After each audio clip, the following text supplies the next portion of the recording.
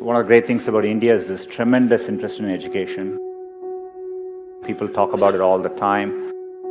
Most parents aspire for this for their children. And so I think it's a great foundation we have as a country. In my experience growing up here, I think there's a lot of emphasis on spending time on the books and learning things academically.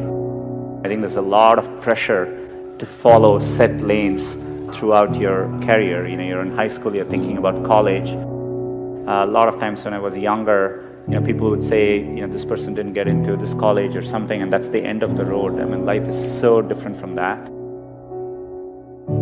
I get surprised people start preparing for IIT in their 8th grades. That's a bit shocking to me. I get very surprised people come to IITs and immediately they are thinking about IIMs and so on.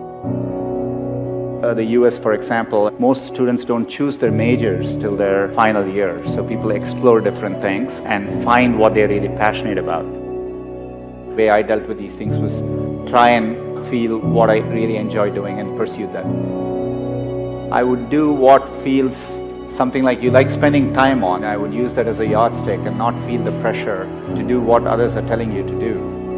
I've always wanted to work on computing, build computing products. The thing which still keeps me going is the desire to build products which will be used by billions of users and makes a difference for them. That's what I've been focused on. It doesn't need to be even in engineering. There are many, many different ways, and you will see this later in life. People do well from all walks of life. I think education needs to evolve and change just like with everything else. Getting into an elite institution doesn't guarantee success. It matters a lot, but it doesn't guarantee success. I would like to see people value creativity, value experience of doing things, taking risks. It is important to be well-rounded.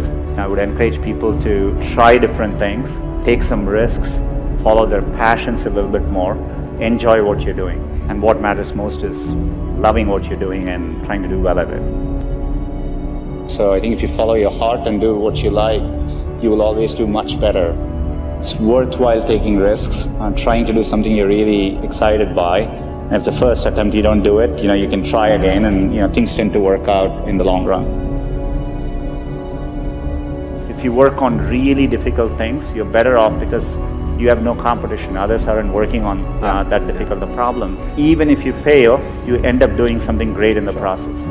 You want to aim high enough that you fail a few times. I think that's the natural part of the process. Setbacks actually don't matter. In Silicon Valley, part of the reason so many people start up a company is starting up a company and even having failed, you can wear it like a badge of honor. And I think that's important. Culturally, risk is rewarded. So I think it's important to keep your hopes, keep your dreams, and try to follow them. Most of how life plays out is up to you, not up to what happens outside of you. And I think it's important to keep that in mind and take the long-term view. Some point in your life, you have to work with people where you feel a bit insecure, because that means you're working with people who are better than you and who are pushing you. If you actually feel very secure in what you do, it means you're doing something comfortable and you're not pushing yourself.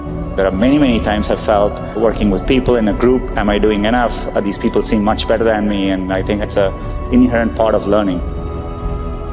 And as a leader, I think it's really important to build organizations where people actually want to work together and trusting them to doing the right thing.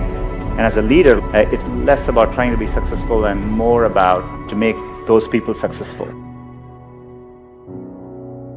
I'm absolutely, with full certainty convinced that India will be a global player in the digital economy, and it'll be competitive with any country in the world.